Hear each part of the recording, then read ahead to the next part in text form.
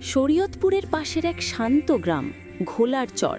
সেখানে ৩ বন্ধু আরাফাত, বাপ্পি আর মনির একসাথে বড় হয়েছে। একদিন গ্রামে খবর ছড়ালো, বাঁশ ঝাড়ের কাছে রাতে অদ্ভুত আলো দেখা যাচ্ছে। সবাই ভয় পেয়ে যেতে মানা করল, কিন্তু বাপ্পি উত্তেজনায় লাফিয়ে বলল, চলো যাই, ভূত হলে ছবি তুলব। আরাফাত ঠান্ডা মাথায় বলল, আগে দেখিনি এটি বৈজ্ঞানিক কিছু নাকি সত্যিই অদ্ভুত। মনের ব্যাগ থেকে টর্চ, স্ক্রুড্রাইভার আর নিজের বানানো সুপার লাইট বের করে বলল, যাই, আমার যন্ত্রপাতি সব রেডি। রাতে তারা ৩ জন বাঁশ ঝাড়ে গেল। হঠাৎ ঝাপাত করে একটা আলো জ্বলে উঠল। বাপ্পি ভয় পেয়ে আরাফাতের পেছনে লুকাল। আরাফাত লক্ষ্য করল, আলোটি মাঝে মাঝে জ্বলে, মাঝে মাঝে নিভে। মনির কাছে গিয়ে দেখল, গ্রামের পুরনো পানির মোটরের ভাঙা সুইচে শর্ট সার্কিট হয়ে স্পার্ক হচ্ছে।